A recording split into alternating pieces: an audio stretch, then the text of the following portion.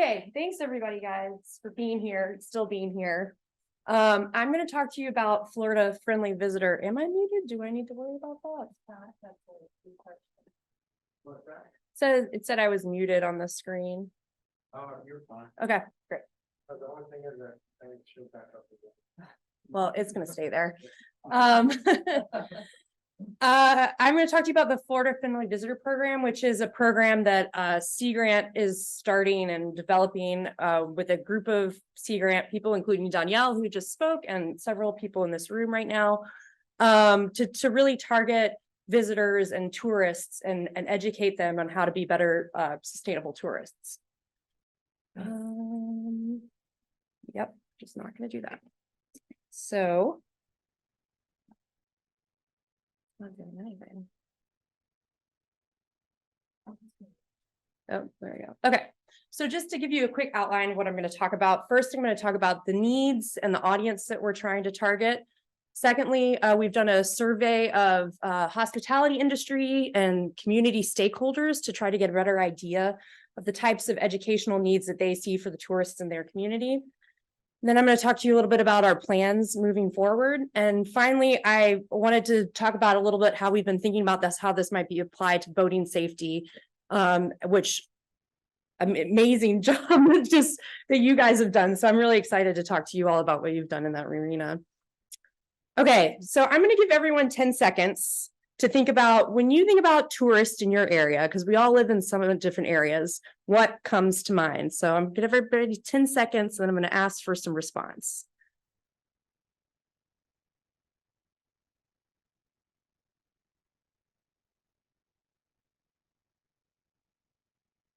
Okay, anybody want to jump in?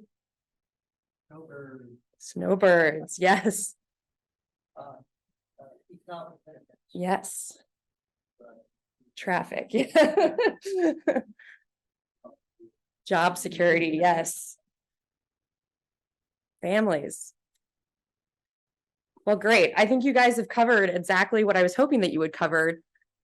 A lot of our economy comes from tourists that are both a boon and a pain in our necks, right? I'm glad we talked about Crab Island so much already. Here's a picture of Crab Island. We think about that, and it's both this attraction to a place, but it's also a pain in our necks. We have to regulate it. And we also think about our beaches that are crowded, but are also important habitat for marine wildlife. We have these amazing resources in Florida. We're like very blessed in the fact that we have amazing marine resources that draw people here, but where it's also our job to try to make it a way, or remind people that to maintain those marine resources, we need a bit of cooperation, which is where sustainable tourism and trying to talk to tourists about how to be more sustainable is where we're trying to move with this program in Sea Grant. Here's a picture from Daytona Beach and spring break. I'm sure we all have our ideas of what spring break is like around here too. So that's what our goal is. And we, to try to get to this goal, we've done a couple of things, but I just wanted to first talk about the audience. So tourism, tourists in Florida are not a monolith. They're a diverse set of people. When we think about our tourists, first of all, that's a huge group of people. In 2019, which is a bit outdated, there was 131 million visitors. So pre-COVID, we're in, quite huge numbers of visitors to the state. The first group of visitors are those that are international. So these are people coming from countries outside of the United States to Florida, and they want particular things out of their vacation. So 5% international visitors in the first quarter of 2022, mainly coming from places like Canada, but also and Mexico, but also South America and Europe. These visitors are really going to our big destinations. So they're going to Miami, they're going to Orlando, they're going to Disney World. So they want to go to like the big cities and the big locations where we expect people from overseas to go to. The second type of tourist that we have is interstate. So people coming from states outside of Florida. When you look at the map, I should also mention this is all data from Visit Florida, which collects tons of data on where visitors are coming from. When you look at the map, it's a lot of our surrounding states. So Georgia is a big heavy hitter where people are coming from, but also, as you said, with snowbirds, we get a lot of people from the Northeast coming down to Florida for our excellent weather in the wintertime. But their needs are different from international tourists. They're going to the beaches, they're going to the panhandle for summer vacations. So that's a different vacation experience that they're thinking, and they're going to different places, which means the pressures are going to be in different places. And then we can also think about Florida residents. I myself visit other places in Florida at least a couple of times a year. And we want very different things out of our travel. So for instance, I love going to the springs and in the around us in Gainesville.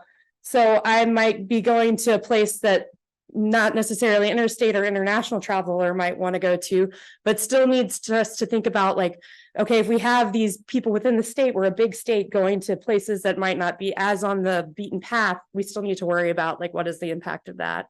So again, big destinations tend to be beaches in the panhandle, but also places that are more not as trafficked by those interstate and international tourists.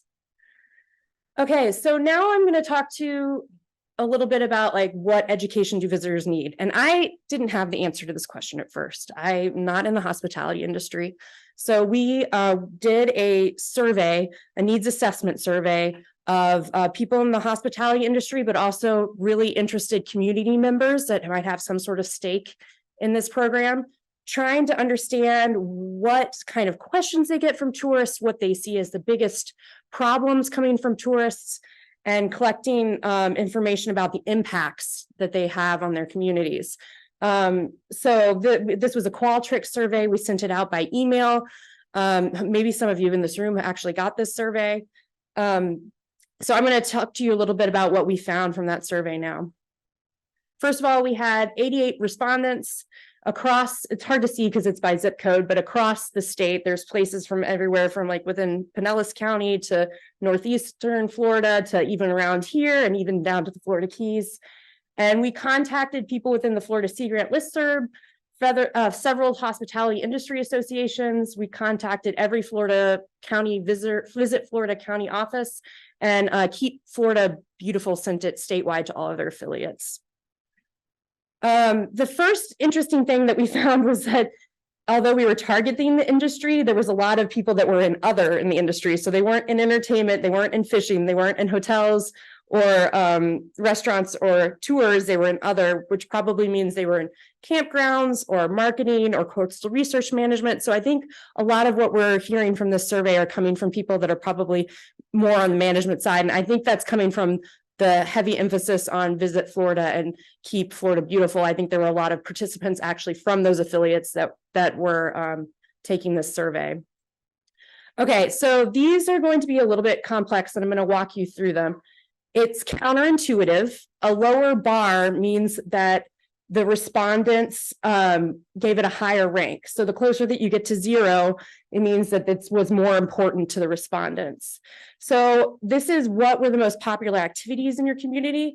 The dark green is amusement parks, the light green is beaches, the yellow is boating, the gray is entertainment, the dark gray is fishing, the orange is hiking and walking, the brown is other, and the blue is water sports. So you can see here that beaches are by far the most popular activity in the community, but really relevant to this audience is that we're also seeing that boating and fishing, both from the people that were in the industry and then people that are residents or interested community members, came in quite high. So that those are also very highly ranked activities by tourists in the community. Then we also looked at what were the topics that were the biggest educational needs in those communities. And again, just a reminder, lower is higher ranked. So this is across beaches, clean boating, which is light green, yellow, which is habitats, gray, light gray, which is marine animals, dark gray, which is other, orange, which is reducing litter, brown, which is sustainable seafood, and blue, which is water quality. And again, we see that things like reducing litter, marine mammals, and beaches are coming in highest, but we also see that things like clean boating are also ranked pretty high, obvious need for these respondents to the survey. We also asked what was the most impacted coastal ecosystem in your area. And so this is across beaches in the dark green, coastal waters in the light green, coral reefs in the yellow, other in the light gray, dark gray is oyster reefs, and the orange is seagrass beds. And beaches, again, came in first. But then we also see the coastal waters are really highly ranked. So people are really valuing their estuary water quality and how that might relate to, mute to start speaking. Okay, later. That might impact, or that tourists seem to be having an impact there. So I'm going to move on from like the topics to kind of what people saw as the biggest ways to talk to tourists. But what we found from this was that beaches were by far the highest ranked thing, but we really are seeing that both coastal waters and boating seem to be highly ranked as well. So now I can't move the mouse. Here we go. So we asked what was the best method to reach tourists to these respondents. And so green is online course, light green is other, yellow is pamphlet, gray, light gray is short video, and dark gray is social media. And again, the smaller bars are more highly ranked. So we see that short videos and social media, these really short, snappy clips seem to be the things that they think tourists will be most amenable to taking in, which makes sense. Like if they're tourists, they're not wanting to take in a ton of information. They need something that's going to both get their attention, but also convey information in a very direct manner. We also asked, how long do you think tourists would be willing to sit through some sort of educational experience? And so in the dark green, we have 1 hour. In the light green, we have 15 minutes. In the yellow, we have 30 minutes. In the light gray, we have 5 minutes. In the dark gray, we have greater than an hour. In the orange, we have less than 1 minute. And what we really saw was this 5 to 15 minute window seemed to be the time period that they thought people would be willing to spend on that.